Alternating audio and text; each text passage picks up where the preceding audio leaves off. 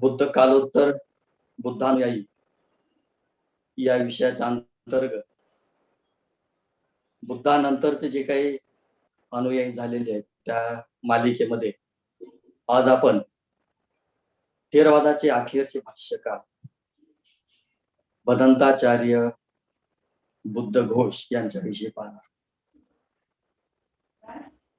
मागच्या वेळी आपण नागार्जुनाविषयी पाहिलं, त्याच्या अगोदर आपण अश्वघोषाविषयी पाहिलं आणि अश्वघोषांनी जो महत्वाचा जो ग्रंथ लिहिलेला होता महायान सरतोत्पाद,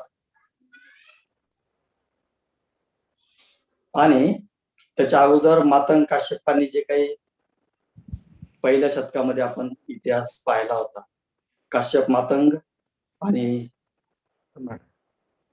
बुद्धरत्न म्हणतात त्याला, किंवा वेगळ्या पद्धतीनं बुद्धरक्ष पण म्हणतात, असे ते आचार्य यांनी सुरुवात केली होती. आणि आपण पाहिलं होतं की मातंग काश्यप भारतातून चीनकडे जात असतात. मध्य आशियाच्या मार्गावर त्यांना जे काही जो काही देश होता, छोटा देश होता, आणि एक मोठा देश छोट्या देशाच्या वर आक्रमण करण्यासाठी तयार होता. अशा वेळी सुवर्ण प्रभा सुत्ताचं त्यांनी वाचन केलं आणि त्यामुळं लोक निर्भय झाले. तिथले जे काही देशातले नागरिक आणि जे राजा आणि सगळे जे लोक होते ते निर्भय झाले. पहिल्या शतकामध्ये आपण सुवर्ण प्रभा सुत्ताचा आपण पाहिलं.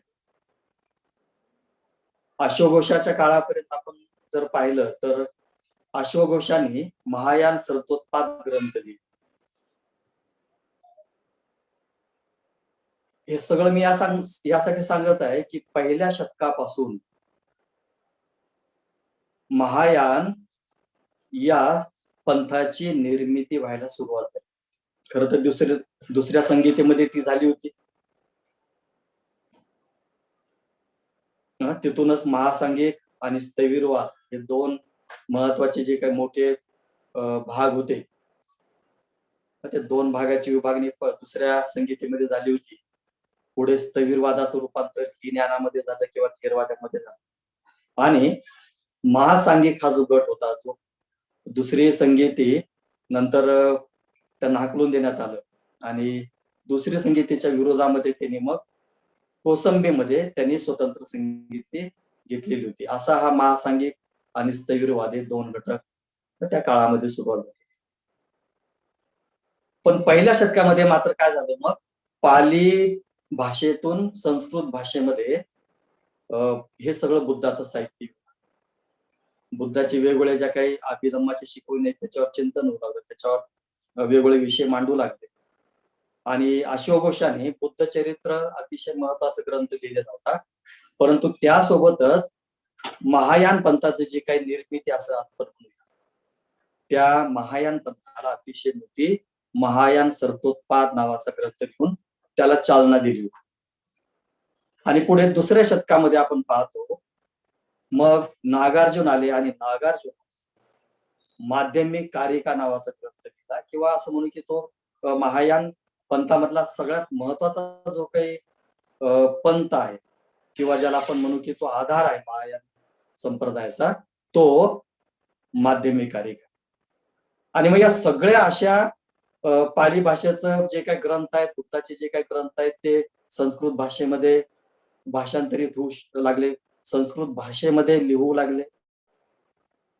अश्वघोषांचं बुद्ध चरित्र मी संस्कृत भाषेमध्ये, अश्वघोषाने जे काही ग्रंथ निर्मिती केली ही सगळी संस्कृत भाषेमध्ये.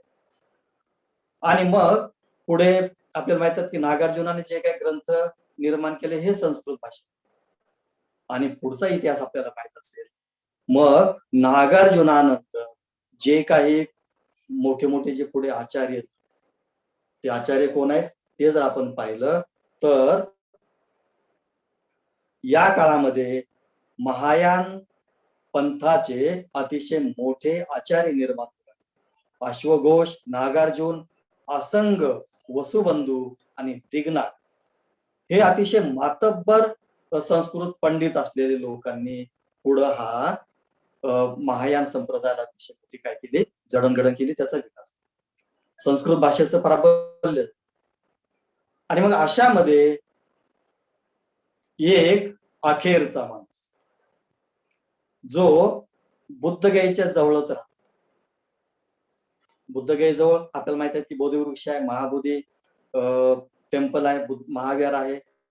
आणि त्या बुद्धगयेच्या जवळच गयेच्या जवळ गावामध्ये केशी नावाच्या ब्राह्मण आणि केशरी नावाच्या ब्राह्मणी या कुटुंबामध्ये हा घोषकुमार नावाचा मानवक पण म्हटलं जातं त्याला, किंवा घोषकुमार असा हा बालक जन्मला. याची कथा आपण आज बुद्ध घोषाच्या रूपात. तर महत्वाचं हा जो मी मुद्दा त्याच्यामध्ये मांडलेला होता की ह्या सगळ्या महायानाच्या मोठ्या मोठ्या या पंक्तीच्या मध्ये अशोकघोष असतील, नागार्जुन, आसंग, वसुबंधू आणि दिग्नाक सारख्या या सगळ्या परंपरेमध्ये पालीमध्ये आपलं साहित्य निर्मिती करतात. आणि बुद्धाच्या ज्या मूळ शिकवणी आहेत, विशेषतः थेरवादी शिकवणी, त्या अतिशय महत्वाच्या शिकवणी आहेत, त्याचा संग्रह करून पुन्हा पाली भाषेमध्ये मांडण्याचं अतिशय मोठं काम बदंताचार्य बुद्ध घोषाने केले. आणि ते अतिशय मोठं काम आहे. त्यांचा जो अमूल्य असा ग्रंथ आहे विशुद्धी मग्ग, त्यांनी अतिशय मोठा हा ग्रंथ निर्माण केला. तर अशी त्यांची कथा आपण बघणार आहोत. तर बुद्धगयेजवळ केशी आणि केशरी नावाच्या या दाम्पत्यामध्ये घोषकुमार नावाचा हा मुलगा जन्माला. आता यांचा जो कालावधी आहे तो कालावधी साधारणतः इसवी सनाच्या 375 ते 445 या कालामध्ये त्यांचं अस्तित्व आपल्याला दिसतं. जर ते 70 वर्षाचे आयुष्य जगले असतील तर 375 ते 445 हा त्यांचा कालावधी 70 वर्षाचा आहे. किंवा 60 वर्ष जगले असतील तर 380 ते 440 असा त्यांचा कालावधी आपण गृहीत धरू शकतो. आणि म्हणून त्यांचं जे काही चरित्र आहे, जीवन चरित्र आहे, हे 2 ग्रंथातून आपल्या समोर उपलब्ध होतं. महावंशातील चूलवंश याच्यामध्ये या ग्रंथाचा जो शेवटचा भाग आहे 37वा परिच्छेदामध्ये 215 ते 246 या ज्या गाथा आहेत त्या गाथातून बुद्ध घोषाबद्दलचं चरित्राची माहिती मिळते महावंशातील चूलवंशामध्ये. आणि हे अतिशय मोठं ऑथेंटिक, ज्याला आपण आधार आहे, त्याला मोठा आधार. आणि दुसरा जो ग्रंथ आहे तो बुद्ध घोषुपती असा एक ग्रंथ आहे. बुद्ध घोषुपती या 2 ग्रंथातून असं म्हणतात बुद्ध घोषांचं चरित्र आपल्याला दिसतं. आणि मग हा जो लहान घोषकुमार आहे, अतिशय लहानपणापासून हुशार होता, पंडित होता. त्याचं सगळं मग जे शिक्षण झालं तो वेदामध्ये झालं. ब्राह्मण असल्यामुळं सगळ्या वेदावर त्यांचं प्रभुत्व होतं. ते पंडित झाला आणि अतिशय चांगला तो एक चांगला पंडित, ज्याला ब्राह्मण म्हणून अशा पद्धतीनं तो नावारूपास त्या काळामध्ये.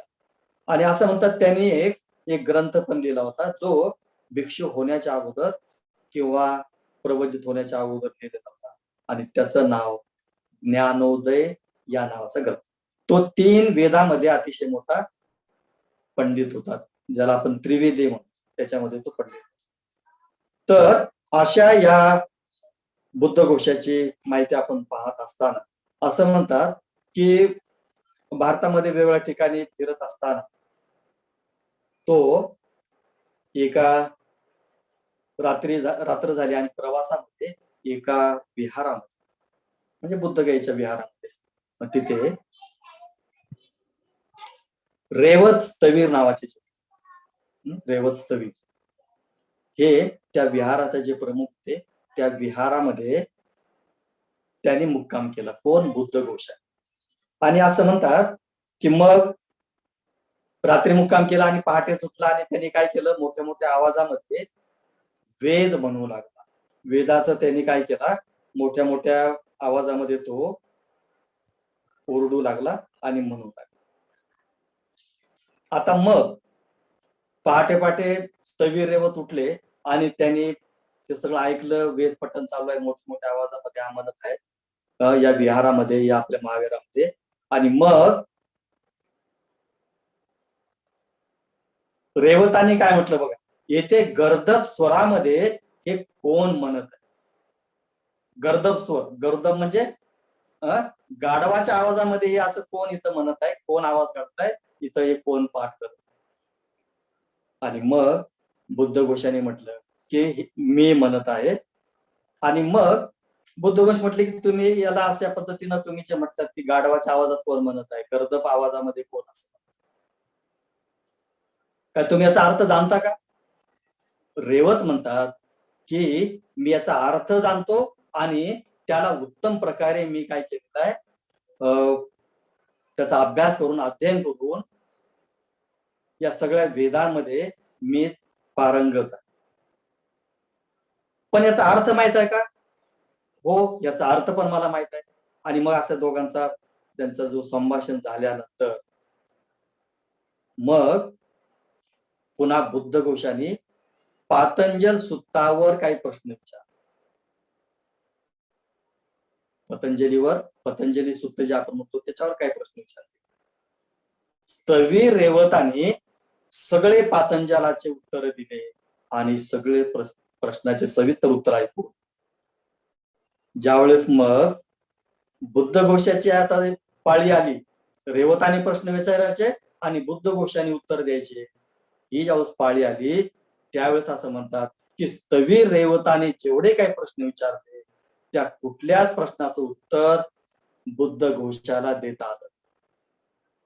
बुद्धघोषाला मोठं आश्चर्य वाटलं की इतका मोठा मी या वेदांचा पंडित आणि इतका मोठा हुशार, हे सगळं माझं ज्ञान या स्थविरांना माहित आहे, परंतु स्थविर मला जे विचारतात त्या ज्ञानाबद्दल मला काहीच माहिती. स्थविर रेवतजी, हे तुमचं कुठलं ज्ञान आहे, हे कुठला मंत्र आहे. कोण विचारलं. बुद्धघोष विचारतात स्थविर रेवतांना. रेवत म्हणतात बुद्धघोष हा बुद्ध मंत्र आहे. कुठला मंत्र आहे. बुद्ध मंत्र आहे. बघा, म्हणजे एखादा ब्राह्मण वेदामध्ये पारंगत असेल, सगळं शास्त्र विद्या सगळ्याच्या काही त्यांच्या जेवढ्या काही त्यांच्या विद्या आहेत, 64 विद्या म्हणतात सगळ्या विद्या, पण बुद्धाच्या ज्ञानाबद्दल, बुद्धाच्या सिद्धांताबद्दल, बुद्धाच्या सगळ्या धम्माबद्दल आणि अनभिज्ञ हा बुद्धघोष. हे त्याला मोठं आश्चर्य वाटलं की आमचं सगळं नॉलेज रेवतांना आहे, पण त्यांचं नॉलेज आम्हाला मिळत नाही, आम्हाला ते ज्ञान. मग हा कुठला मंत्र आहे. रेवत म्हणतात हा बुद्ध मंत्र आहे. मला हे शिकायला मिळेल का बुद्ध मंत्र. असा कुणालाही बुद्ध मंत्र शिकायला मिळत नाही. कोण म्हणतात. स्थविर रेवत म्हणतात असा कुणालाही बुद्ध मंत्र शिकायला मिळत नाही. त्याच्यासाठी जर तुला शिकायचं असेल तर प्रवज्जित व्हावं. बंधू आणि भगिनींनो, हे अतिशय मोठं आहे. कुणालाही बुद्ध मंत्र सहज उपलब्ध होत त्यावेळेस नव्हता, प्रवज्जित व्हावं लागत होतं. आणि मग बुद्धाच्या ज्या काही शिकवणी आहेत, बुद्धाच्या ज्या काही टेक्निक आहेत बुद्ध धम्मामध्ये, तो जो काही प्रवास आहे तो प्रवास गाठण्यासाठी शील समाधी प्रज्ञेचा मार्ग बाबासाहेबांनी हे खुलं करून दिलेलं आहे. आपल्याला बुद्ध मंत्र लाखो लोकांना त्यांनी मुक्त करून दिलेला आहे. आणि त्यांना माहित होतं की हा मंत्रच आहे, हा बुद्ध मंत्रच आहे की जो माझ्या लोकांचं उत्थान करेल. केवळ माझ्या लोकांचं नव्हे तर या देशाचं उत्थान करेल. आणि केवळ देशाचं उत्थान नाही तर या जगाचं उत्थान करण्यासाठी, या जगाचा उद्धार करण्यासाठी केवळ आणि केवळ बुद्ध मंत्र आहे. पण त्याला खुलं करावं लागेल. जो कर्मठपणा आलेला होता की केवळ काही विशिष्ट लोकांना शिकवून द्यायचं आणि बाकीच्यांनी केवळ पुण्यकर्म म्हणून दान धर्म करायचं. आणि म्हणून केवळ प्रवज्जितांना बुद्ध मंत्र शिकता येतो हे जेव्हा रेवतांनी सांगितलं बुद्धघोषाला. आणि मग त्यांनी म्हटलं की मला प्रवज्जित व्हायचं. पण तो लहान होता, 20 वर्षाचा झालेला नव्हता. आणि मग रेवत म्हणतात तुझ्या आई वडिलाची तू काही जे काही परवानगी असेल ती परवानगी काढून आण. आई वडिलांनी सुद्धा त्याला परवानगी दिली आणि तो प्रवजित झाला. आणि मग प्रवजित झाल्यानंतर रेवतांच्या मार्गदर्शनाखाली बुद्ध घोषाने त्रिपिटकाचा अभ्यास, त्रिपिटकांनी अभ्यास केला, त्रिपिटकाचा अभ्यास. आणि हे हे प्रचंड ज्ञान जे आहे ते प्रचंड ज्ञान त्रिपिटकामध्ये जे काय आहे ते वाचून बुद्ध घोषाला अतिशय मोठा आनंद. पण मग रेवत म्हणतात की बुद्ध घोष, हे तू जे काही त्रिपिटक वाचत आहे या त्रिपिटकामध्ये हे केवळ सुत्त आहे, केवळ सुत्त आहे. आणि विशेषतः या त्रिपिटकामध्ये ज्या सारांश रूपाने ज्या काही अट्टकथा लिहिलेल्या होत्या त्या अतिशय त्रोटक आहे. आपल्याकडे ज्या उपलब्ध आहेत अट्टकथा या अतिशय त्रोटक आहेत. पण पहिल्या संगीतीमध्ये, दुसऱ्या संगीतीमध्ये आणि तिसऱ्या संगीतीमध्ये ज्या काही त्रिपिटकावर अट्टकथा मांडलेल्या होत्या, आपल्याला माहित आहे पहिल्या संगीतीमध्ये बुद्धाच्या परिनिर्वाणानंतर पहिल्याच त्या महिन्यामध्ये, त्याच्यानंतर महाकाश्यपाच्या महाकाश्यपाच्या अध्यक्षतेखाली जी काही संगीती झाली त्याच्यामध्ये जे काही सुत्त पिटक असेल, विनय पिटक असेल किंवा आयुधम्म पिटक, या सगळ्या पिटकांचं संग्रह करण्यात आला, संकलन करण्यात आलं आणि त्याला मान्यता देण्यात आली की हे बुद्ध वचन आहे. आणि अट्टकथा सुद्धा त्याच्यामध्ये सांगण्यात आला.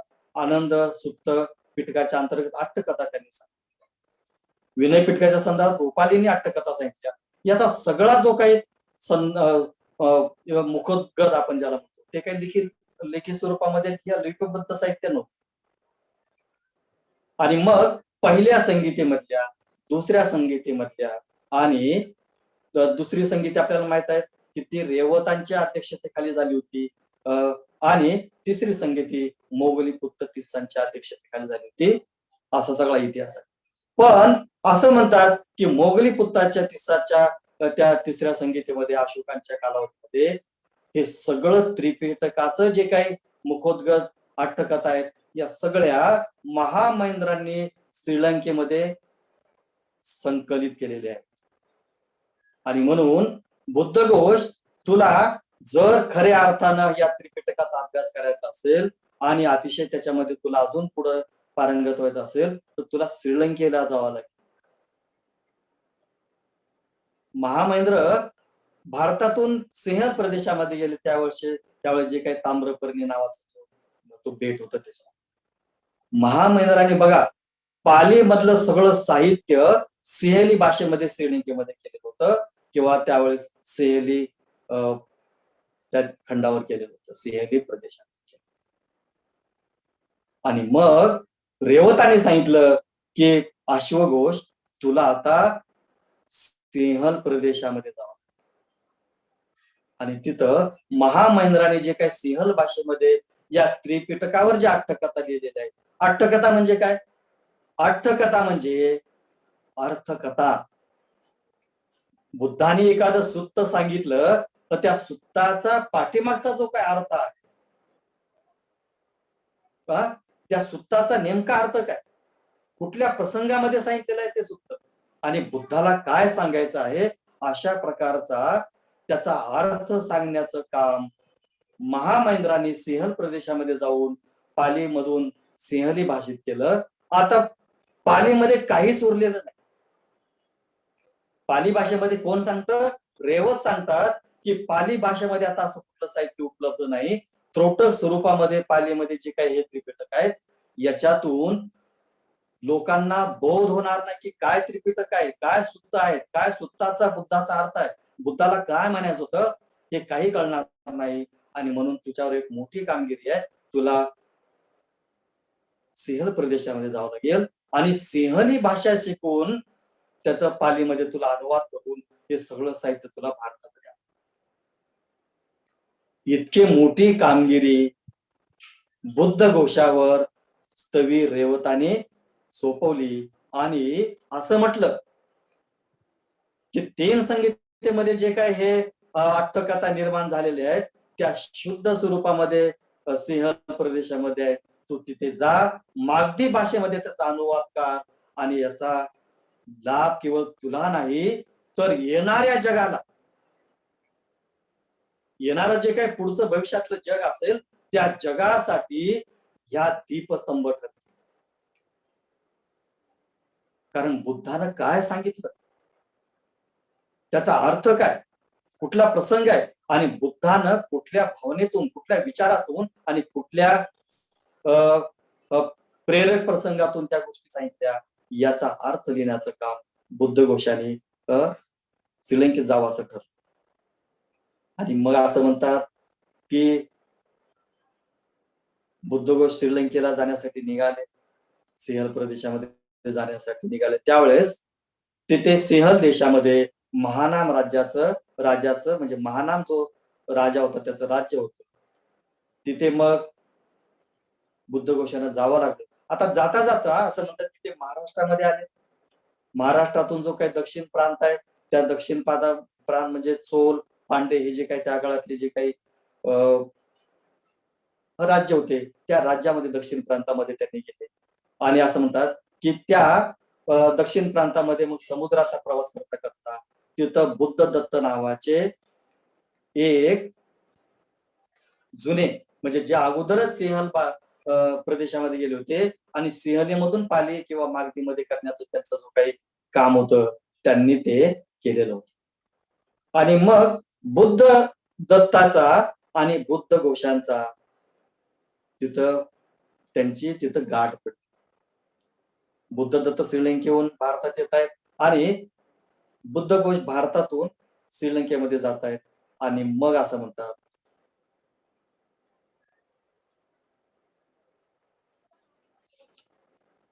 तिथं भेट झाली आणि मग बुद्ध दत्तांनी बुद्ध घोषांना पाहून विचारले, आपले नाव काय आहे? बुद्ध घोष म्हणतात, माझं नाव बुद्ध घोष आहे. तुम्ही कुठे चाललेला आहात? तर मी लंका द्वीपाला चाललो. कशासाठी? तर बुद्ध शासन जे आहे, बुद्ध शासन सिंहली भाषेमध्ये आहे, ते मागधीत भाषांतर करण्यासाठी जात, अट्टकथांचा अभ्यास करण्यासाठी जात आहे. आणि अट्टकथा सगळ्या सिंहल भाषेतून मी मागधी भाषेमध्ये किंवा पाली भाषेमध्ये करण्यासाठी. आता मग हा बुद्ध दत्त काय म्हणतो बघा, बुद्ध शासनाला मागधीत भाषांतर करण्यासाठी मला सुद्धा पाठवले गेले होते, पण मी फक्त काय केलेलं आहे, 3 ग्रंथ मी केवळ अट्टकथा लिहू शकलो. ते कुठले ग्रंथ आहेत? जिनालंकार, दंतधातू आणि बोधिवंश हे 3 ग्रंथ मी लिहिलेले आहेत. अट्टकथा आणि इतर कथा मी काही लिहू शकलो नाही. जर तुम्हाला बुद्ध शासन सिंहली भाषेतून मागधी भाषेत करायचं असेल तर तिन्ही पिटकांच्या अट्टकथा आणि टीका लिहा. जर खरंच तुम्हाला हे सिंहल भाषेतून बुद्ध शासन मागधी भाषेत पाली भाषेत आणायचं असेल तर तिन्ही पिटकांच्या अट्टकथा आणि टीका लिहा. आणि म्हणून त्यांच्याकडचं जे साहित्य होतं, लेखन साहित्य बुद्ध दत्ताकडे, असं म्हणतात की लोखंडाची लेखणी होती, त्यांच्याकडे लिहिण्याची पाटी होती. हे सगळं साहित्य बुद्ध दत्तांनी बुद्ध घोषांना दिलं आणि आशीर्वाद देत म्हटलं, आयुष्यमान बुद्ध घोष, दीर्घायुषी व्हा. मी आता अल्पायुषी आहे, मी आता जास्त जीवन जगणार आहे, जगणार नसणार, परंतु मला जे काही कामगिरी सोपवली होती, मी पूर्णपणे बुद्ध शासनाचं मागधीमध्ये करू शकलो नाही भाषांतर, पण माझा तुम्हाला आशीर्वाद आहे, तुम्ही दीर्घायुष्य व्हा. आता मी जाण्याच्या मार्गावर आहे, माझा अल्प आयु राहिलेला आहे, पण माझं जे उर्वरित काम आहे ते तुम्ही नेटास, असं त्यांचं संभाषण.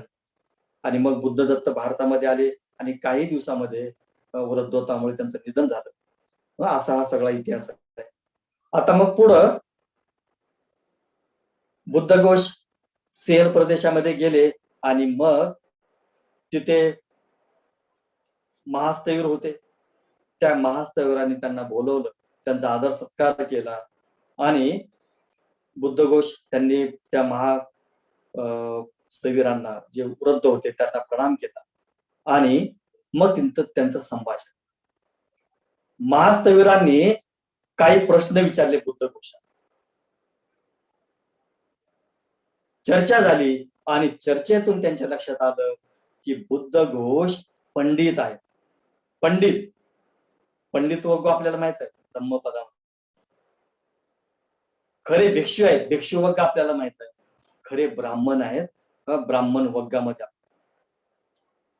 पण परीक्षा घ्यावी म्हणून बघा, इतका मोठा भारतातून हा पंडित भिक्षू आलेला आहे.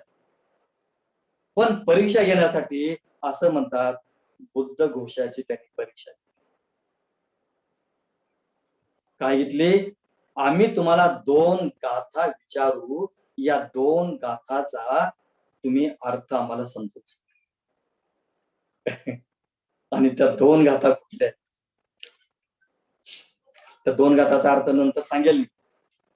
त्या 2 गाथा जर तुम्ही आम्हाला त्याचा अर्थ सांगितला तर तुम्ही तुमचं सामर्थ्य दाखवा, तुमचं पांडित्य दाखवा आणि या 2 गाथाचा जर तुम्ही सांगितला अर्थ तर मग आपण पुढच्या वाटचालीला प्रवास करू. 2 गाथा कुठल्या? सीले पतिठाय नरो संपय्यो चित्तं पय्यच भावय आतापि निपको भिक्खू सो इमं विजटये जटं. पहिली गाथा. दुसरी गाथा, अंतो जटा बही जटा जटाय जटिता प्रजा ततं गोतम पुच्छामी को इमं विजटये जटा. आता याचा अर्थ काय? याचा अर्थ असा आहे की या गाथेचा अर्थ, 2 गाथेचा अर्थ त्यांना विचारण्यात आला, याच्यावर भाष्य करा असं सांगितलं. तुमची परीक्षा घेण्यात येईल, तुमच्या ज्ञानाची, तुमच्या विद्वत्तेची आणि पांडित्याची. या 2 पाली गाथा त्यांच्या पुढे नेमण्यात आल्या. आता या गाथेचा अर्थ काय? एके समयी भगवान श्रावस्ती येथे जेतवनात विहार करीत होते. एके दिवशी कोण्या एका रात्री देवपुत्र भगवंताजवळ आला आणि त्यांना प्रणाम करून म्हणाला. काय विचारलं त्या देवपुत्रांनी? त्या एका दिवशी पहाटे किंवा मध्यरात्री आल्यानंतर, आत जटा आहेत, बाहेर जटा आहेत, जटांनी प्रजा जखडली गेलेली आहे.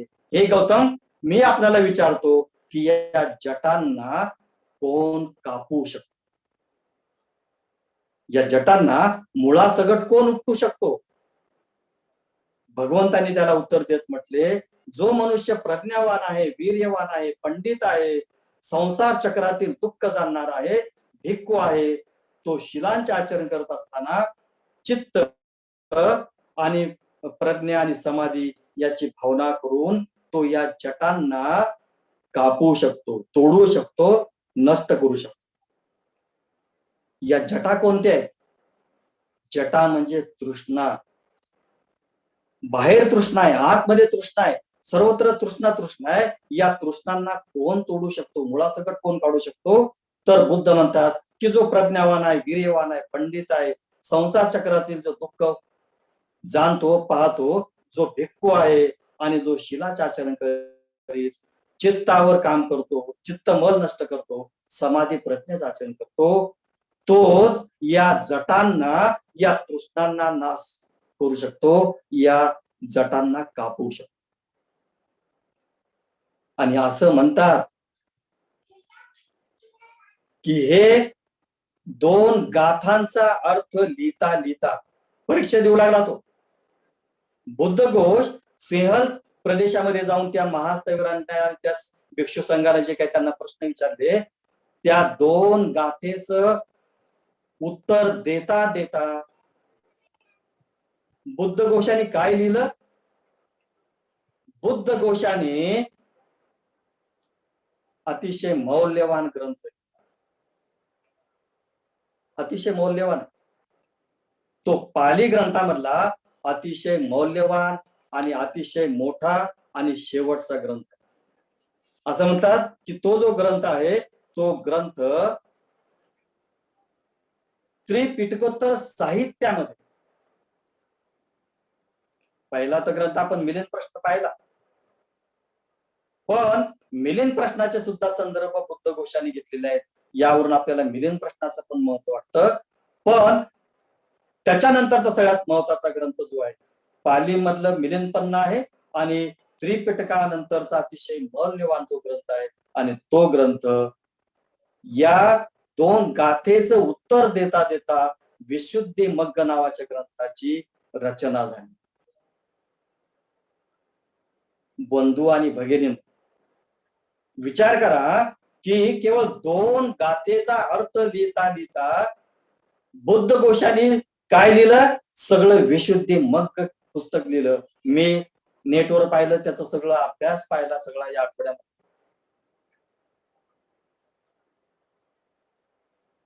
बुद्ध घोष कृत हा जो काही विशुद्धी मग्ग ग्रंथ आहे 772 पानाचा. किती पानाचा आहे तो? 772 पानाचा. किती मोठा ग्रंथ. आणि म्हणून विचार करा, आत जट आहेत बाहेर जट आहेत आणि सर्व प्रजा या जटकांनी या जटांनी वेळून गेलेली आहे. याचं सगळं वर्णन, कुठल्या जटा आहेत,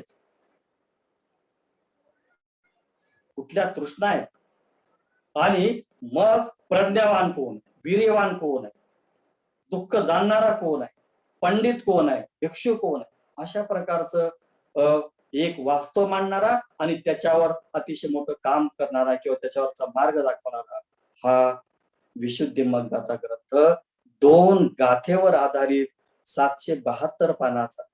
आपण जर तो ग्रंथ वाचला तर अतिशय मौल्यवान हा पाली मधला शेवटचा ग्रंथ आपण असं म्हणू शकतो आणि त्रिपिटकोत्तर साहित्यामधला सगळ्यात महत्वाचा तो. आणि मग बुद्ध घोषाने त्या आचार्याच्या किंवा ते महास्थविर होते त्या महास्थविराकडे तो ग्रंथ म्हणजे त्यावेळेस उत्तर होतं, त्यात दोन गाथांचं उत्तर होतं. आणि मग अशा या सगळ्या विशुद्धी मग्गाचं त्यांनी पाहून ते सुद्धा आश्चर्यचकित झाले की दोन गाथावर यांनी इतकं मोठा ग्रंथ लिहिला, इतकं मोठं त्याचा अर्थ सांगितला, विश्लेषण केलं. आणि ते प्रसन्न झाले, खुश झाले आणि मग म्हटले की हे रीतसर आम्ही जे जपून ठेवलेलं साहित्य, सुत्त पिटक आहे, विनय पिटक आहे, अभिधम्म पिटक आहेत, हे आणि त्याच्या ज्या अट्टकथा आहेत ज्या सिंहली भाषेमध्ये आहेत हे तुम्हाला स्वाधीन करतो. आणि असं म्हणतात की मग त्या स्थविरांनी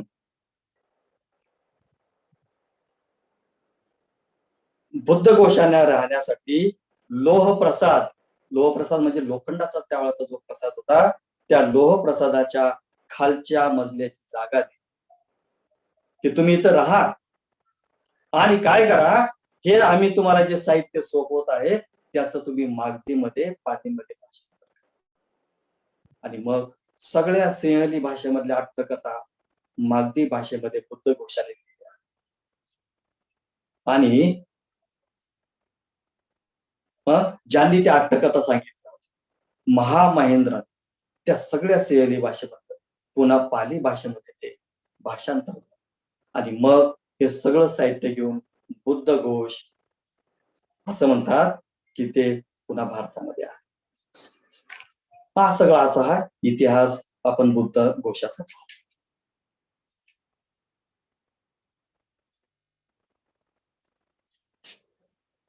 आता बुद्ध घोषाने त्यांच्याबद्दल काही असं म्हटलेलं आहे की काय म्हणतात की ते भारतामध्ये आले, पुन्हा बुद्धगयेच्या त्यांच्या गावामध्ये राहिले, बुद्धगया परिसरात राहिले आणि तिथंच राहून ते त्यांचं निधन झालं, अशा प्रकारचं ते काही गोष्टी सांगतात. पण असं काही म्हणतात काही लोक की बुद्ध दत्त जे दक्षिण भारतातले होते, येता येता ते तिथं दक्षिण भारतामध्ये राहिले, तिथं काही त्यांनी काळ घातला आणि पुढे काही लोकांचं असं म्हणणं आहे की बुद्ध घोष ब्रह्मदेशामध्ये गेले आणि ब्रह्मदेशामध्ये तिथं बरेच वर्ष राहिले, तिथं पाली साहित्याचा आणि पाली जे काही त्यांचं ज्ञान होतं त्याचा त्यांनी तिथे केला. काही असं म्हणणं काय म्हणतात की बुद्ध घोष ब्रह्मदेशावरून कंबोडिया इथे गेले आणि कंबोडियामध्ये तिथं बुद्धघोष नावाचा अत्यंत एक प्राचीन विहार आहे. त्या विहारात ते राहिले आणि शेवटपर्यंत ते कंबोडियामध्ये राहिले. त्यांचं परिनिर्वाण कंबोडियामध्ये झालं, असं काही त्यांच्याबद्दलच्या या काही कथा त्यांच्याबद्दल दिसून येतात. आणि पुढं दक्षिण भारतामध्ये आपण पाहतो तर दक्षिण भारतातून सिंहल प्रदेशामध्ये जात असताना कांचीपुरम आहे, मयूर सुत्ता आहे, या ठिकाणी ते काही दिवस राहिले आणि तिथं त्यांचे जे दोन भिक्षू होते, भिक्षू बुद्धमित्र आणि भिक्षू ज्योतिपाल, यांची त्यांच्यासोबत बराचसा त्यांचा कालावधी त्यांनी घातला. आता आपण बघणार आहोत की भदंताचार्य बुद्धघोषाने कोणती निर्मिती, काय लिहिलं त्यांनी, ते जर आपण पाहिलं तर बुद्धघोषाने अजरामर साहित्य निर्माण. असं म्हणतात की बुद्धघोषाने जर ते सिंहल मधून पालीमध्ये आलं नसतं तर आतापर्यंत आपण जे बौद्ध साहित्य वाचतो ते कुणालाही आकलन झालेलं नसतं, त्याचा बोध झालेला. आणि म्हणून बुद्धघोषाचं अतिशय मोठं जगावर उपकार आहेत असा पण. आणि मग ते कुठले कुठले साहित्य आहेत, आपण जसं म्हटलं की त्यांनी ज्ञानोदय नावाचा ग्रंथ लिहिला आणि त्याच्यानंतर श्रीलंकेमध्ये जाऊन विशुद्धी नावाचा ग्रंथ लिहिला. आता पुढं सुत्त पिटकावर त्यांनी ज्या अट्टकथा लिहिली आहेत त्याचा जर आपण इतिहास पाहिला, त्याचं जर आपण माहिती पाहिली तर सुत्त पिटकावर वरील अट्टकथा दिग्निकाय, हे सगळ्यात महत्वाचं सुत्त जे आहे त्या दिग्निकायची अट्टकथा सुमंगल विलासिनी नावानं त्यांनी अट्टकथा लिहिली. मध्यम निकायची अट्टकथा प्रपंच सुदनी नावानं त्यांनी लिहिलेलं आहे. संयुक्त निकायाची अट्टकथा सारपत्त कासिनी नावानं त्यांनी लिहिलेलं आहे. अंगुत्तर निकायाची अट्टकथा मनोरथ पूर्णी नावानं त्यांनी लिहिलेली. खुद्दक पाठ किंवा खुद्दक निकायाची अट्टकथा परमत्त ज्योतिका नावानं ते. हे झाले प्रमुख असे 5 निकायांचं जे मूळ केवळ पालीमध्ये होतं आणि सिंहली भाषेमध्ये अट्टकथा होत्या, त्याच्या मागधी भाषेमध्ये या नवीन नावानं त्यांनी त्या अट्टकथा लिहिली. त्याच्यानंतर सुत्तपाताचं सुद्धा रूपांतर त्यांनी परमत्त ज्योतिका या ग्रंथामध्ये केलं. धम्मपदाचं सुद्धा त्यांनी परमत्त ज्योतिका नावाखाली त्याच्या अट्टकथा लिहिल्या.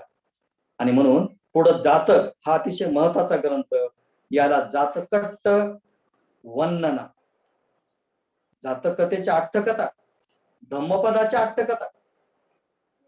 आपण पाहतो धम्मपद केवळ पाली गाथा असते आणि त्याचा मराठीमध्ये किंवा इंग्लिशमध्ये किंवा हिंदीमध्ये आपण त्याचं फक्त भाषांतर पाहतो. अनेक आपण ग्रंथ पाहिले धम्मपदाचे, पण धम्मपदाचे फक्त पाली त्याची गाथा आणि इंग्लिश किंवा मराठी किंवा हिंदीमध्ये आपण त्याचा केवळ अर्थ पाहतो. पण त्याचे जर आपण अट्टकथा पाहिले, तैवाननं 15-20 वर्षापूर्वी हे जाडजूड पुस्तक लिहिलं होतं 1000-2000 पानाचं. काय होतं त्याच्यामध्ये अट्टकथा लिहिलेल्या. ही अट्टकथा कोण लिहिलेल्या आहेत? अट्टकथा ज्या महामेंद्रानं जे काही सिंहली भाषेमध्ये लिहिल्या होत्या आणि त्या मागधी भाषेमध्ये पाली भाषेमध्ये आणण्याचं काम. आपल्याला फक्त आपण एका ग्रंथाची चर्चा करतोय, धम्मपद अट्टकथेची.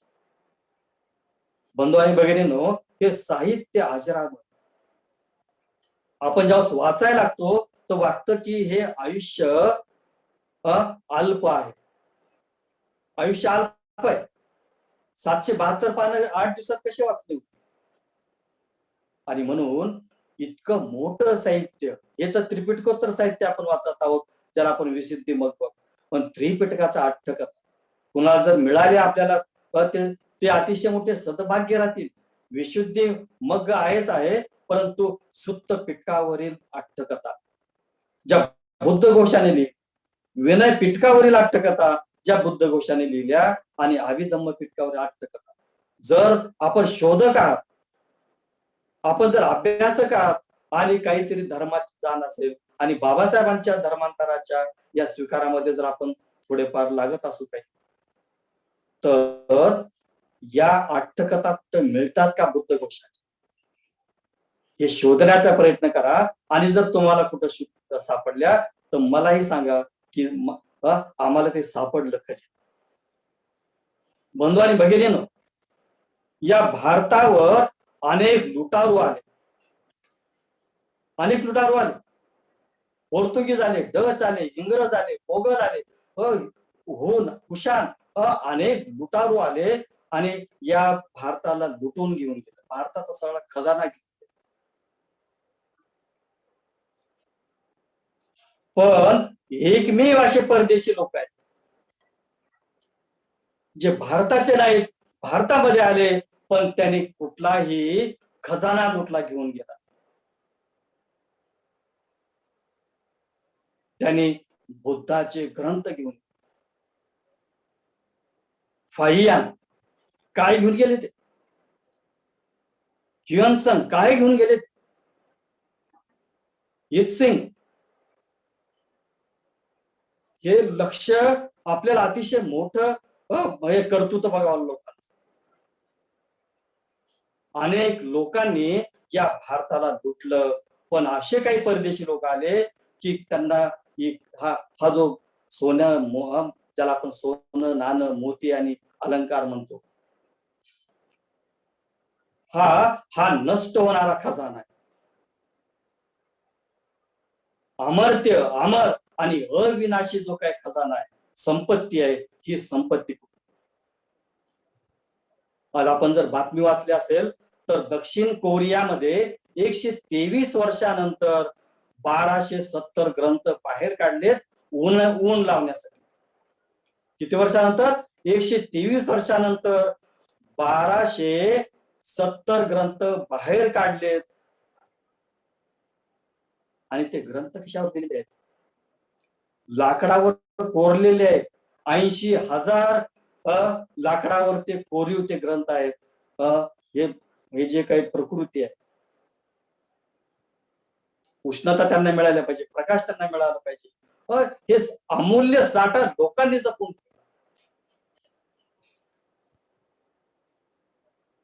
चीन असेल, आपण सगळेच पाहतो, चीन, Tibet, Taiwan, Brahmadesh, Sri Lanka, Singapore, दक्षिण कोरिया, उत्तर कोरिया, जपान, कंबोडिया, मलेशिया, तिकडं मंगोलिया, किती लोकांनी जपून. आणि म्हणून भारतामध्ये केवळ लुटारू आले नाहीत तर विद्वान सुद्धा आलेले आहेत. आणि या विद्वानांनी भारताचं नश्वर संपत्ती न घेऊन जाता, खजाना न घेऊन जाता, अमूल्य असं लोकोत्तर जे काही ज्ञान देणारं साहित्य आहे ते साहित्य आपल्या देशामध्ये घेऊन गेलं आणि जगाला प्रकाश देणारा बुद्धाचं हे धम्म आणि तत्वज्ञान आणि आचरण पद्धती लोकांना ते प्रकाश देत राहील असं त्यांनी उज्ज्वल काम.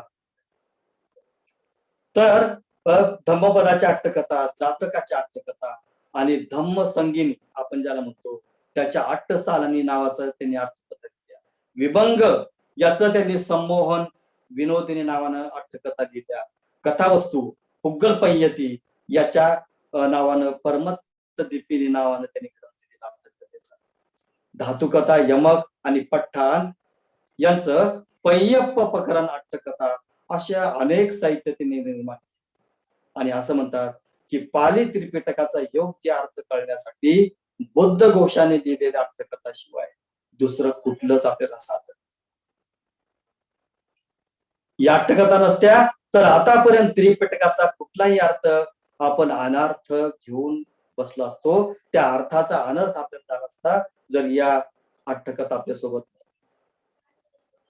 आणि म्हणून जेवढे काही स्थैर्यवादी देश आहेत या सगळ्या स्थैर्यवादी बौद्ध देशामध्ये त्रिपिटका इतकाच अट्टकथांचा आदरपूर्वक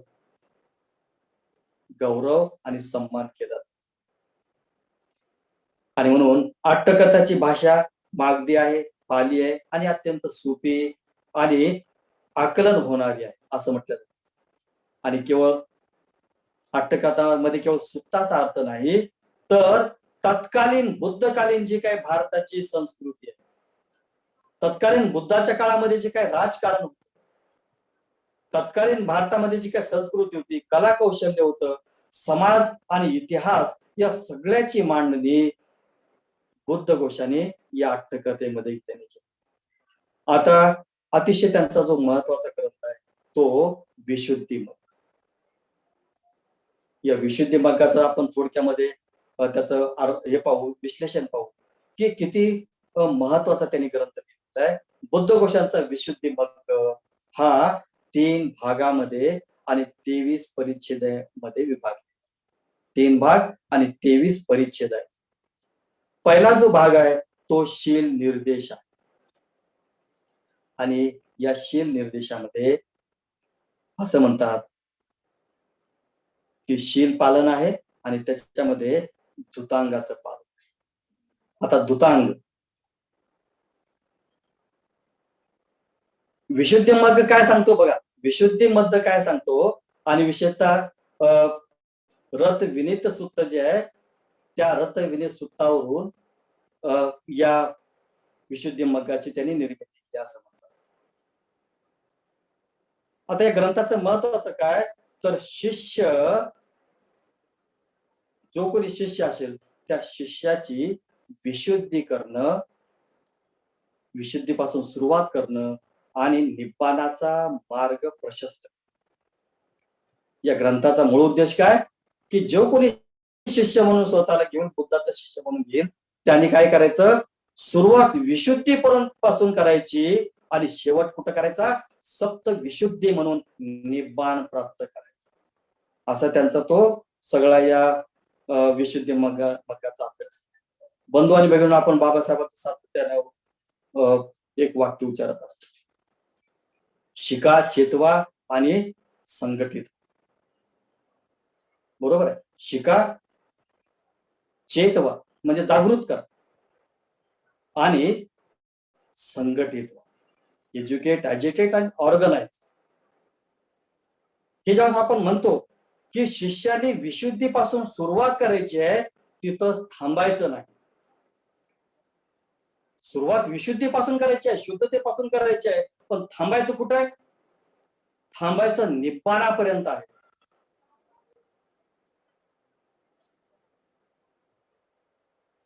सुरुवात शिक्षणापासून करायची आहे, शेवट कुठं करायचं आहे, शेवट ऑर्गनाइज पर्यंत करायचं. आणि म्हणून हे ज्यावेळेस आपण सगळ्या गोष्टी पाहतो बुद्ध धर्माचा आणि बाबासाहेबांचा आणि सगळ्या या महापुरुषांचं, त्यांनी सुरुवात एका गोष्टीपासून केली पण शेवट त्यांनी गाठला. बाबासाहेबांचं जर आपण पूर्व आयुष्य पाहिलं तर शिकण्यामध्ये गेलं. चेतवा, जागृत करा. त्यांचा जो मध्यवर्ती जो काही आयुष्याचा भाग आहे तो सगळा त्यांनी प्रबोधन, चेतवा आणि जागृत आणि लोकांना हे करण्यासाठी घालवला. पण अंतिम त्यांचा जो उद्देश होता तो होता बुद्ध धम्माचा स्वीकार. आणि म्हणून बुद्ध घोषांचा हा जो काही विशुद्धी मग्ग आहे हा विशुद्धी मग्ग सुरुवातीला तुम्हाला शिष्यांना शुद्ध व्हायला होतो, पण केवळ शुद्ध होऊ नका. कुठं जा, सप्त विशुद्धी गाठायची आपल्याला. आणि ती सप्त विशुद्धी म्हणजे निब्बाणाची अवस्था. बाबासाहेबांचं आयुष्य जर आपण पाहिलं तर शिक्षण सुरुवात आहे, लोकांना जागृत करणं, चेतवणं हा आपला आयुष्याचा जो काही कालावधी असतो तो करणं आहे. आणि मग आपल्याला ऑर्गनाइज होता आलं पाहिजे. कशाच्या खाली ऑर्गनाइज व्हायचं, संघटित कशाखाली व्हायचं, तर बुद्ध धम्माखाली संघटित.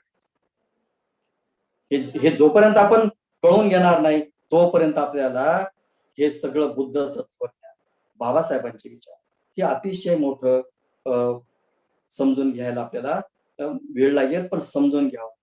कारण केवळ शिक्षण घेतलं आणि सगळं झालं असं नाही.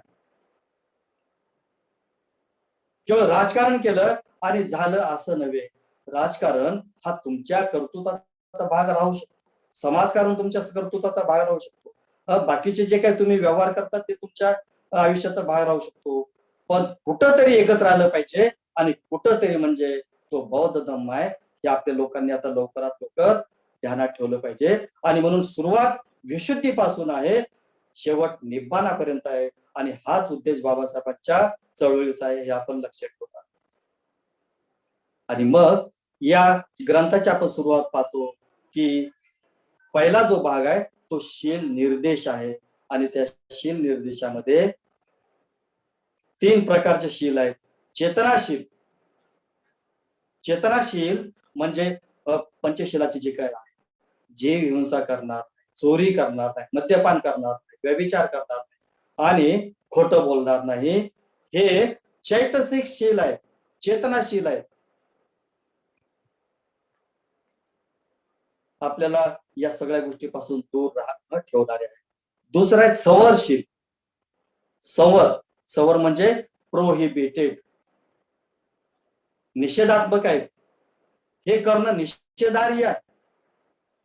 संवरशील ज्याला आपण असं म्हणतात की झाकून ठेवलं, त्याला बाजूला ठेवलं. एखाद्या आपण रेल्वेच्या प्रवासामध्ये असतो, प्रवेश निषेध म्हणतात, प्रोहिबिटेड. काय तिथं अत्यंत महत्वाचं आहे. जाऊन तुम्ही एखादी तिथं जर एखादं तिथं ओढलं तर काय होईल, ती पटरी इकडची तिकडे बदलू शकते. प्रवेश निषेध आहे. तशा प्रकारचे दुसरे संवरशील आहेत की ते तुम्हाला निषेधार्ह आहे, ते तुम्हाला मोडता येणार नाही, असे संवरशील आहे. आणि ते आहेत 5 प्रकारचे आहेत. प्रतिमोक्ष संवर, स्मृती संवर, ज्ञान संवर, शांती संवर, वीर्य संवर आणि यस, हे 5 असे हे संवर आहेत.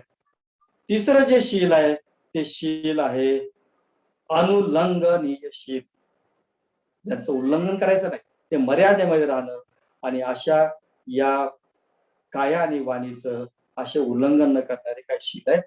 तर हे शीलाचे शील निर्देशामध्ये हे 3 प्रकारचे शील आहेत. धुतांग निर्देश हा दुसरा भाग त्याचा शीलाचा. 13 प्रकारचे धुतांग आहेत आणि धुतांग याचा अर्थ आहे की धुणे, स्वच्छ करणे, परिशुद्ध करणे. धूत, धूत हा जो शब्द आहे हा परिशुद्ध या अर्थाने वापरला जातो आणि हे भिक्षूचे अंग आहे. शुद्ध परिशुद्ध हे भिक्षूचे अंग आहे आणि तो क्लेशांना स्वच्छ करतो. धुतांग म्हणजे काय, आपल्यातले जे क्लेश आहेत त्या क्लेशांना धूत करणे, स्वच्छ करणे म्हणजे धुतांग आहे. 13 प्रकारचे धुतांग आहेत. मी ते वाचणार नाही कारण आपला वेळ त्याच्यामध्ये जाईल, पण मी एका प्रवचनामध्ये त्याचा उल्लेख केला होता. महामोगलांच्या प्रवचनामध्ये ते धुतांग सांगितले. माझ्याकडे लिखित आहे पण आता मी त्याच्यामध्ये वेळ घालतो. आता पुढे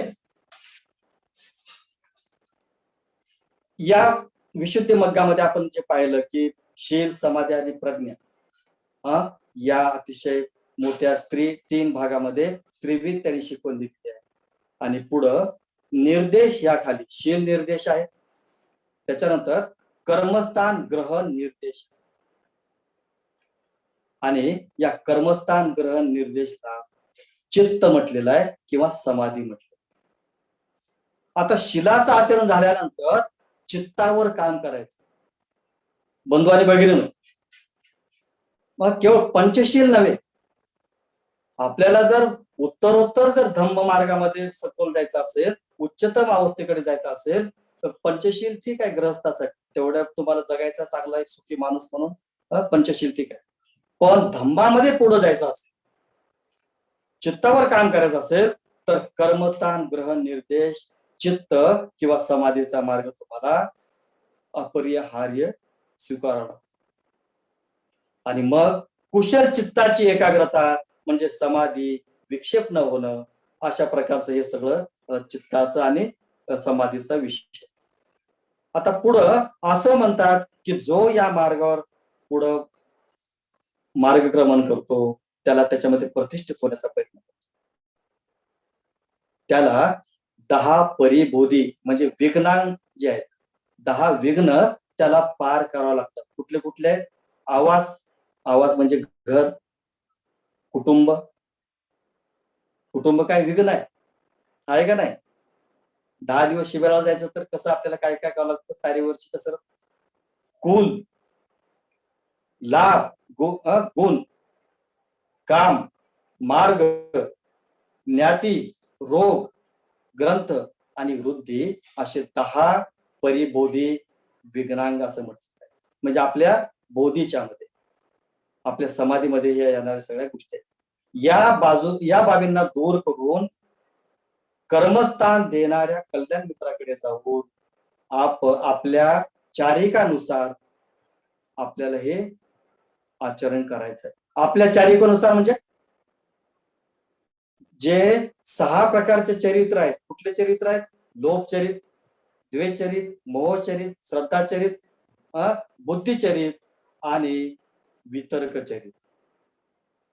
हे 6 प्रकारचे चरित्र आहेत. आपण कुठल्या ना कुठल्या बाबीमध्ये असतो. म्हणजे आपल्यामध्ये लोभचरित असेल, द्वेषचरित असेल, मोहचरित असेल, श्रद्धाचरित असेल, बुद्धिचरित असेल किंवा वितर्कचरित असे 4 चरित्र आहेत. आणि 7वा एक चरित्र सांगितलं जातो, त्याला दिठ्ठी चरित म्हटलं जातं किंवा त्याला दृष्टीचरित म्हटलं जातं. 5 प्रकारच्या दृष्टी आपल्याला माहिती. आता या चित्तावरचं काम करण्यासाठी विशुद्धी मग्गामध्ये असं म्हणतात की 40 कर्मस्थानातून आपल्याला पुढंच केलं पाहिजे. कर्मस्थान ग्रह निर्देश मध्ये 40 असे कर्मस्थान आहेत की ज्याचं आपल्याला पालन करावं लागतं. कुठले 40 कर्मस्थान आहेत? 10 कसीन आहेत. 10 कसीन कुठले कुठले आहेत?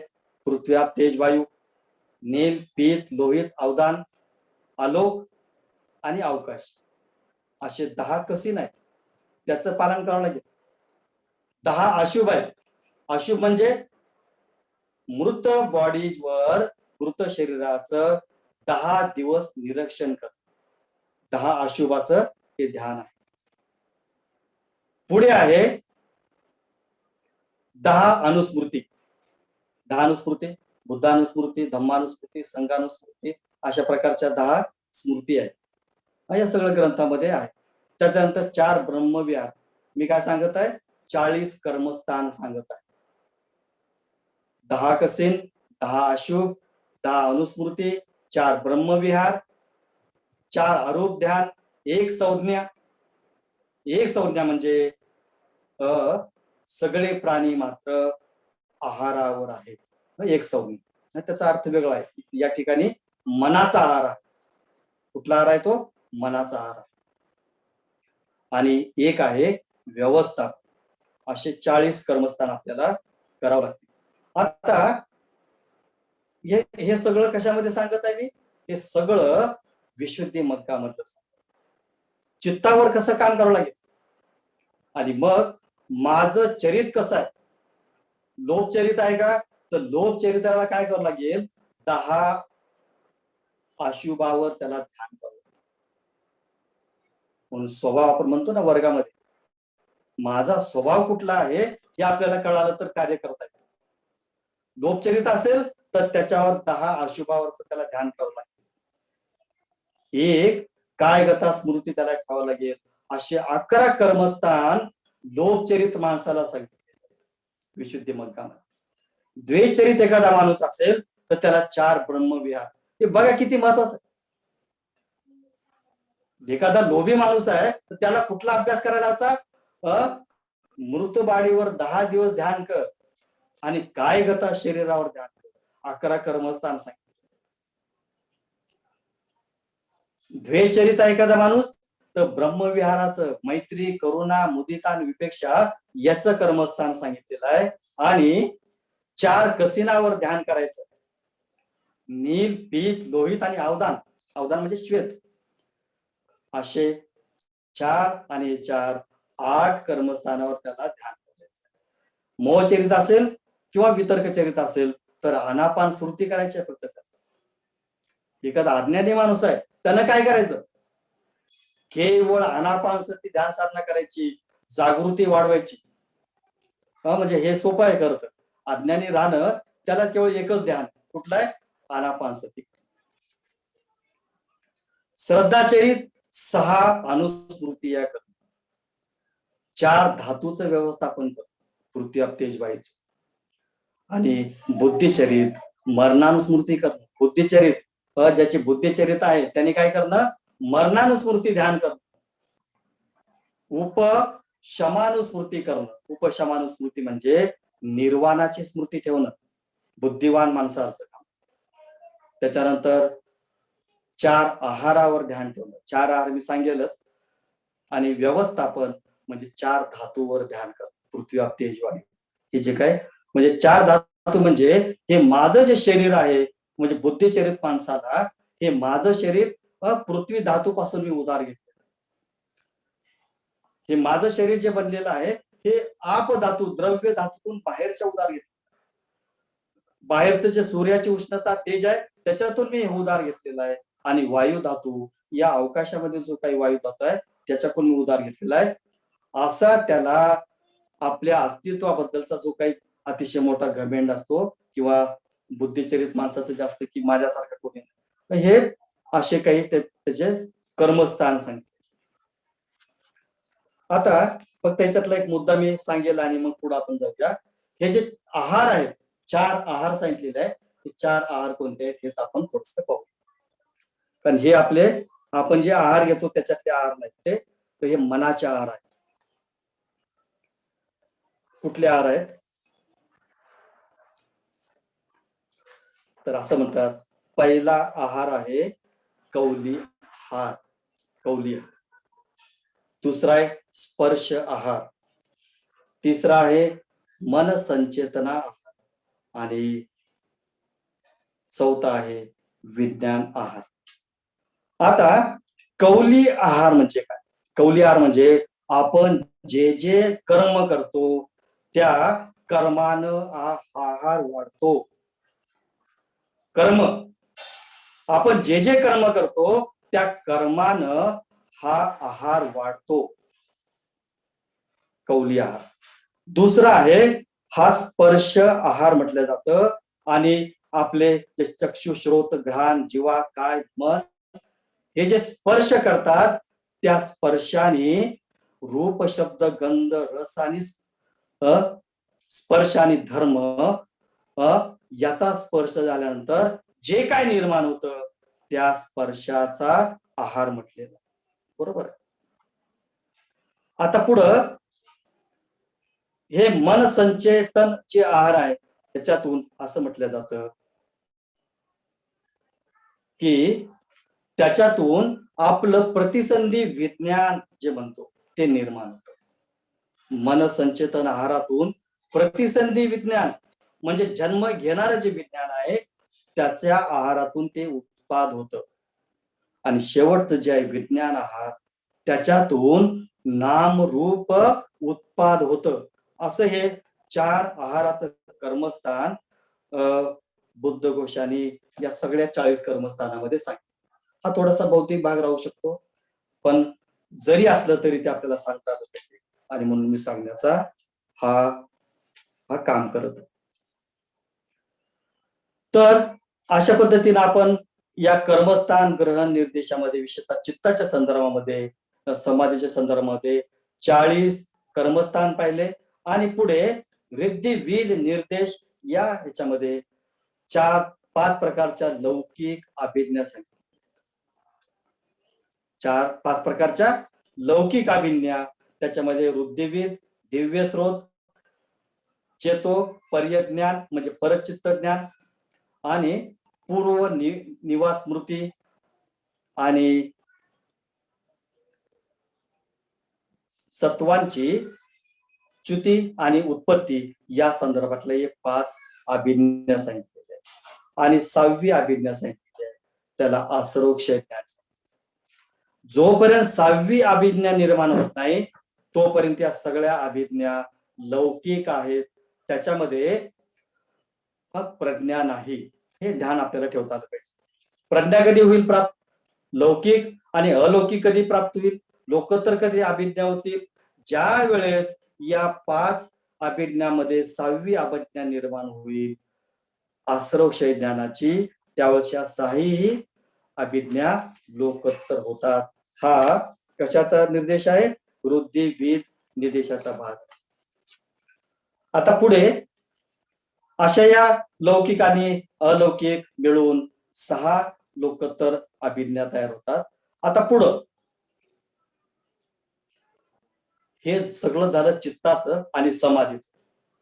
आता शेवटचा जो भाग आहे तो प्रज्ञा भावनेचा आहे. स्कंद निर्देश असं त्याचं निर्देश त्यांनी केलेला आहे. आणि त्याच्यामध्ये 5 स्कंद आहेत. रूप, वेदना, संज्ञा, संस्कार, विज्ञान. त्याच्यानंतर उपादान रूप आहेत 24 प्रकारचे. उपादान रूप 24 प्रकारचे आहेत आणि एकूण असं म्हणतात की 89 विज्ञान आहे. किती आहेत? 89 विज्ञान आहेत. कुठले कुठले आहेत? 21 अकुशल आहेत, 12 अकुशल आहेत, 36 विपाक आहेत, 20 क्रिया आहेत. असे 89 विज्ञान आहेत किंवा चित्त आहेत. अशा प्रकारचं ते याच्यामध्ये ते मांडणी करतात. त्याच्यानंतरचा निर्देश आहे आयतन धातू निर्देश. याच्यामध्ये 6 बाह्य आयतन आहेत. रूप, शब्द, गंध, रस आणि स्पष्ट धर्म हे असे शब्द, रूप, गंध आपण जे म्हणतो, स्पर्श आणि धर्म, हे 6 बाह्य धातू आहेत. त्याच्यानंतर आंतरिक धातू आहेत. चक्षु, श्रोत, घ्राण, जिव्हा, काय आणि मन हे आंतरिक 6 धातू आहेत. बाह्य 6 धातू आहेत आणि 18 संपूर्ण धातू आहेत. चक्षु धातू, रूप धातू आणि चक्षु विज्ञान धातू असे सायंत्रिक 18 हे असे धातू आहेत. आणि मग अशा पद्धतीनं स्कंद निर्देश, इंद्रिय सत्य निर्देश आणि मग प्रज्ञाभूमी म्हणजे प्रत्युत्तर समुत्पादाचे याच्यामध्ये त्यांनी निर्देश केलेला आहे. प्रज्ञाभूमी म्हणजे हे सगळं शिलाचं आचरण आहे, समाधीचं आचरण आहे, प्रज्ञेचं आचरण आहे, स्कंदाचं आहे आणि प्रत्युत्तर समुत्पादाचं निर्देश, कार्यकारण भाव.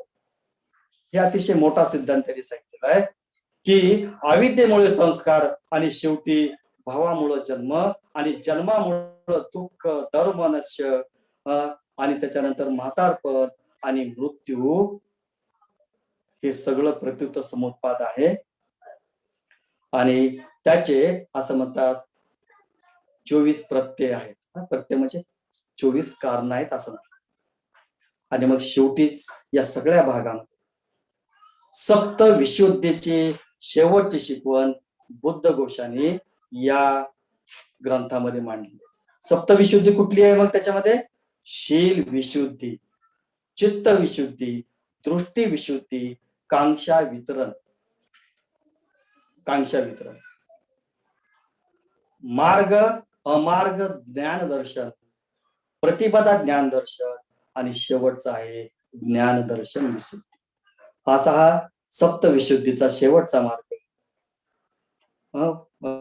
बुद्ध घोषाने याच्यामध्ये सांगितले.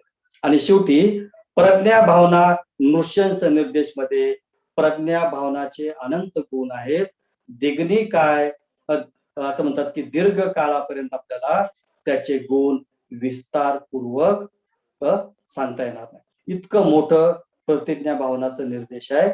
प्रज्ञेचे अनंत गुण आहेत आणि किती जरी विस्ताराने सांगितलं तरी ते सांगता येणार नाही. अशा प्रकारचा तो समारोप या सगळ्या शील विशुद्धी असेल, चित्त विशुद्धी असेल किंवा प्रज्ञा विशुद्धी अशा पद्धतीने.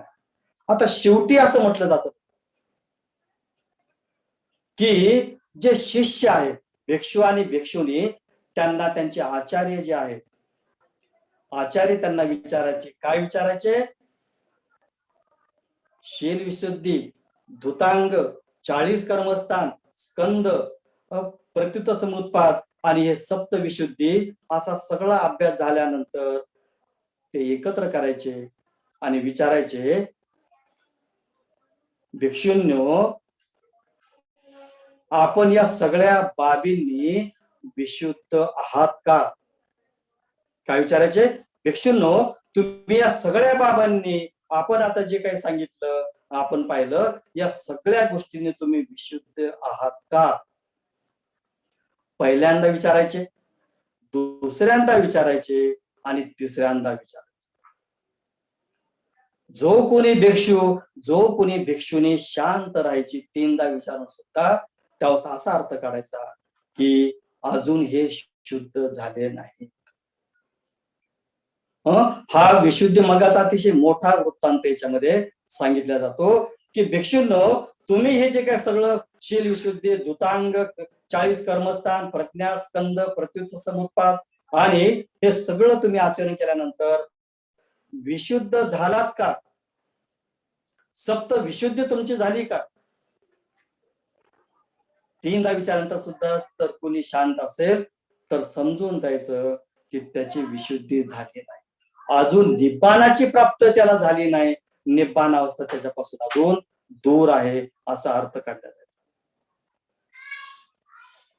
तर असा हा बुद्धघोष थेरवादाचा शेवटचा भाष्यकार, जिथं महायानाचा अतिशय मोठे मोठे विद्वान आचार्य आणि पंडित आणि अतिशय मोठे जे विद्वान निर्माण झाले, या सगळ्या मोठ्या मोठ्या आचार्यामध्ये शेवटचा जो दुवा होता, तो दुवा म्हणजे थेरवादाचा शेवटचा अखेरचा जो काही भाष्यकार आहे, ज्याने सगळं त्रिपिटक सिंहली भाषेतून मागधी आणि पाली भाषेमध्ये भाषांतर केलं आणि अतिशय मौल्यवान ग्रंथ लिहिला विशुद्धी मग्ग. मी जे पोस्टरवर चित्र आपण पाहतो ते विशुद्धी मग्गाच्या 3 प्रती बुद्धघोष तिथं घेत आहेत अशा प्रकारचं आपण पाहिलं. आणि हे चित्र सिंहलदीप मध्ये केलनी या राज महाविहारामध्ये ते विद्यमान आहे. तर अशा या आचार्य भदंताचार्य बुद्धघोषाबद्दल आपण ऐकून घेतलं. खरंच आपण अशा महान आचार्यांना, भदंतांना, ज्याने बुद्ध धम्म जिवंत ठेवला, बुद्ध धम्माचा सुत्त पिटक, विनय पिटक आणि अभिधम्माचा अर्थ सांगितला, अशा महान भदंताचार्य बुद्धघोषांना आपण वंदन करूया.